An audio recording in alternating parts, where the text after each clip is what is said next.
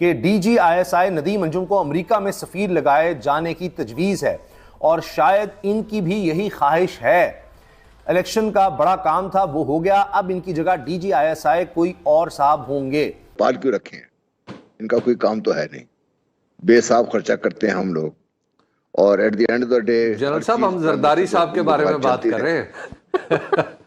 आप मेरी तो सुन ले बात, मैं तो वैसे ही आप कह रहा हूं ना आपसे। एक और कौमी असम्बली का कंट्रोवर्शियल तरीन सेशन पाकिस्तान के टेलीविजन के ऊपर जारी है। सदर के इंतखाब के लिए वोट डाले जा रहे हैं। सदर आसिफ अली जरदारी साहब को ज़ाहिर प्रेसिडेंट बनाना है, ये डील का हिस्सा है। सबसे पहले पाकिस्तान के निजाम पे इन्ना लिल्लाहि व इन्ना इलैहि राजिऊन पढ़ना ना भूलिएगा। आज आपको कुछ तस्वीर दिखाता हूं जिनसे आपको पाकिस्तान के निजाम का पता चलेगा। सबसे पहले ये एक मकरू तरीन तस्वीर जो तारीख के औराक में लिखी जाएगी।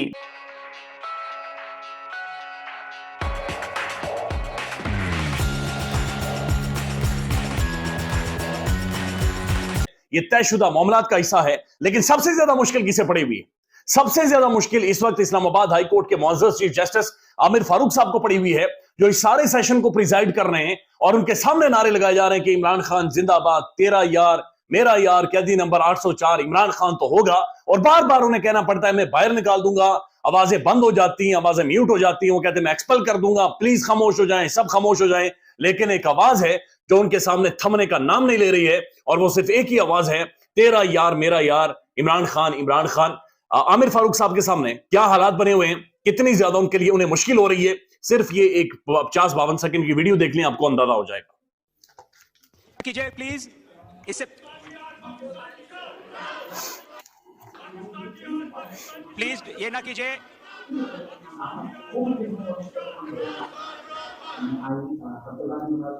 प्लीज ऐसे मत कीजिए प्लीज।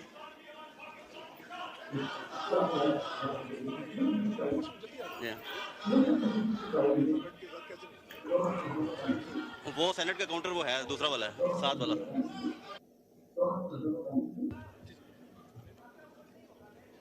आप ना कीजिए प्लीज, हम शुरू करने लगे हैं प्लीज। ये पहले वोटर जो हैं अल्फाबेटिकली हम नाम बोल रहे हैं। आमिर तलाल खान, प्लीज ना कीजिए, 178, otherwise I will have to expel you. Please ना कीजिएगा। अभी बीच में ज़ाहिर बार बार सरकारी टेलीविजन आवाज म्यूट भी करता रहा, आवाज बंद भी करता रहा, लेकिन इस्लामाबाद हाई कोर्ट के फाजिल चीफ जस्टिस आमिर फारूक साहब ये लंबी लंबी तारीखें डालते रहे, जिनके ऊपर इमरान खान और तहरीक इंसाफ एतराजात भी करती रही है। दिखाई जाएगी, छापी जाएगी। ये इस्लामाबाद हाई कोर्ट के चीफ जस्टिस हैं, जस्टिस आमिर फारूक साहब। और नवाज शरीफ से मुलाकात के वक्त इनके चेहरे की हंसी देखें, इनके बस में नहीं था कि उठ के नवाज शरीफ को जप्फी लगा देते और पांव पकड़ लेते। यही आमिर फारूक साहब जब इमरान खान जिंदाबाद के नारे सुन रहे थे तो तहरीक इंसाफ के लोगों को कहते हैं कि आपको बाहर निकाल दिया जाएगा। और ये वो मकरू तस्वीर, जब जितनी देर से मैं देख रहा हूं, मुझे इस निजाम की हकीकत बिल्कुल ही गलीज और बदनुमा नजर आ रही है। ये हकीकत हाल है कि 25-30 सीटें जीतने वाले को सदर बना दिया गया, 35-36 सीटें या चलें 50-60 कर लें, सीटें जीतने वाली को वज़ीर आला बना दिया गया। जो 17 सीटें जीता था उसको वजीर आजम बना दिया गया, और जो पूरे मुल्क से क्लीन स्वीप करता है वो आज भी अडयाला जेल में बैठा है। ये इस निज़ाम की हकीकत है। इस निज़ाम के सामने जो सच बोलने की कोशिश करता है उसको उठा के जेल में डाल देते हैं। इमरान रियाज खान अल्हम्दुलिल्लाह घर पहुंच गए हैं, लेकिन आगे क्या होगा? क्या इनको बोलने दिया जाएगा?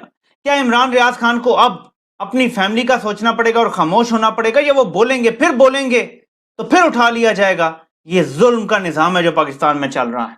ये मैं आपको सुना भी देता हूँ एजाज सईद साहब ने क्या कहा है, और वो ये बात करेंगे जी। मैं अपने प्लेटफॉर्म पर जो उनका वो जो वीलॉग करते हैं एजाज सईद के नाम से जो उनका प्लेटफॉर्म है उस पर, और इसके अलावा दीगर जगहों पर भी उन्होंने ये बात की है। तो अब वो खुद बता रहे हैं कि जी मैंने ये बात की है, और उसके वाले से वो बता रहे हैं कि जी तजवीज़ है, और अब ये जो मिलिट्री लीडरशिप है, सिविलियन लीडरशिप है, उन्होंने इसका हतमी फैसला करना है। लेकिन अभी तक ये इसके इम्कानात काफ़ी ज़्यादा नज़र आ रहे हैं, क्योंकि नवंबर में मौजूदा DGISI नदीम अंजुम साहब को एक्सटेंशन दी गई थी, और उसमें गालिबन ये लिखा हुआ था बकौल एजाज सईद के ताहुक्म सानी तब तक ये काम कंटिन्यू करेंगे। तो अब वो कह रहे हैं इलेक्शन भी हो गए हैं, तो अब लगता है कि उनकी मुद्दत मुलाजमत पूरी हो चुकी है, वैसे ही फिर एक्सटेंशन उनको दी गई थी। तो अब लिहाजा उसके बाद उनको अमेरिका में सफीर भी लगाया जा सकता है। और इससे पहले आप जानते हैं कि आर्मी चीफ का जब दौरा हुआ था अमेरिका का, तो DGISI भी उनके हमरा थे और आर्मी चीफ के साथ DGISI दोनों की तस्वीर आई थी अमेरिका के वजीर खारजा के साथ। तो ये सुनिए एजाज सईद साहब क्या कह रहे हैं। तजवीज़ है और शायद वो भी चाहते हैं कि वो भी अमेरिका में सफीर लग जाएं। उनकी आपको याद होगा जो उनकी एक्सटेंशन थी वो 10 नवंबर को ही थी और उस एक्सटेंशन में वाज़ी तौर पर लिखा गया था रिपोर्टेडली कि ता हुक्म सानी है। तो अब जाहिर है जो बड़ा काम था इलेक्शन का वो तो हो गया। अब जाहिर है इस जगह पे नए साहब आएंगे तो शायद ये अमेरिका के सफीर बन जाएं। जाहिर है अब वो कह रहे हैं कि शायद अमेरिका के सफीर बन जाए, लेकिन फाइनल वो कह रहे हैं कि जी मिलिट्री और सिविलियन लीडरशिप मिलकर ये फैसला करेगी। आदमी फैसला तो मिलिट्री क़यादत सिविलियन क़यादत के साथ बातचीत के बाद ही करेगी, लेकिन ये तजवीज़ है और बड़ी सीरियस तजवीज़ है। बड़ी सीरियस तजवीज़ है। तो जनाब ये अब उन्होंने ये नया प्लेटफॉर्म पर ये बात की है और वो इसके हवाले से बता रहे हैं कि मैं अपने प्लेटफॉर्म पर ही इसका जिक्र कर चुका हूँ। तो देखते हैं क्या होगा, क्योंकि ये एक बड़ी अहम पोस्ट है और उसके बाद देखते हैं कि क्या बात बनती है। इससे पहले कि भाई हमें ये नहीं पता हम सदर हमें रखे हुए क्यों हैं। इनका कोई काम है ना, कोई इनकी कोई अथॉरिटी है ना, ही कोई इनकी वो लीगल या अदरवाइज कोई पोजीशन की बातों को मानता नहीं। ठीक है, तो इसलिए मेरा ख्याल है कि हम ऐसी फजूल एक्सरसाइज है। नंबर 1 क्लैरिफाई करें, आप पुराने जो सदर हैं उनके बारे में कर रहे हैं ये बात या नए आने वाले सदर नहीं, के मैं बारे में तो बात कर रहे हैं, ये सब सदरों मैं इन प्रिंसिपल ये सोच रहा हूँ कि भाई हमने क्यों रखे हुए सदर। अब सदर का ओहदा ही खत्म कर दें, आप ये कहना चाह रहे हैं। अच्छा, आप कह रहे हैं मैं ये कह रहा हूँ इतना बड़ा हमने जी होना ही नहीं चाहिए। नंबर 1। नंबर 2 ये मुझे बताइए कि आप पाकिस्तानी नहीं है, आप डेट से आप बाहर बैठे हुए हैं और अब ये इंतखाब हो जाता है सारा, तो आपके जो सदर मुमलकत हैं जनाब जरदारी साहब, अब तो कोई शक नहीं को बन जाएंगे वो जी। तो उनके ऊपर 2000 बिल्डिंग का केसेस थे मेरे ख्याल है, कोई ज्वाइटी बनी थी जो 5 रेफरेंसेस थे वगैरह वगैरह, उसके काफी सारे सबूत भी थे मौजूद में। एक लोगों की इंप्रेशन नहीं है आपके सदर के बारे में, एक तो ये होगा जो आपके मोहतरम वज़ीर आज़म साहब हैं, वो जब इंडाइक्ट होने वाले थे जिस दिन, उस दिन वो वज़ीर आज़म बन के बैठ गए, बाद में जो तरमीम हुई कैसे खत्म होकर रह गए। जब आपकी 2 बड़ी शख्सियात की परसेप्शन मुल्क के अंदर या मुल्क के बाहर देख लीजिए, हो से ज्यादातर लोगों की होगी एक ही। तो अब ये मुझे बताइए कि आप कानून आइन सब कुछ एक तरफ रख दीजिए, कोई इनकी अदरवाइज कोई हैसियत होनी चाहिए ऐसी कोई। अब आते हैं कि भाई इसके इंतखाब की हैसियत क्या होगी। देखिए कानूनी जवाब भी है आपके पास। With all due respect general साहब, अगर इजाजत हो तो मैं एक चीज पूछना चाहता हूँ, ये आप कौन से निजाम की तरफ लेके जा रहे हैं हमें कि जिथे सदर ही ना हो?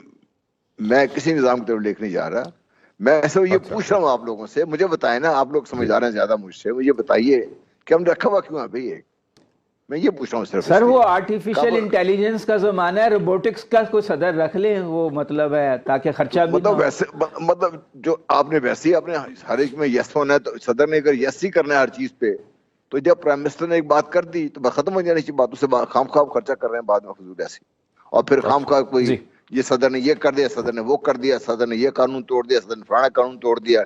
सदर बेचारा ना बोलने जोगा, ना कोई करने जोगा, ना उसकी कोई अथॉरिटी है। तो क्या ऐसे हमने ऐसे पाल रखा हुआ है एकदम।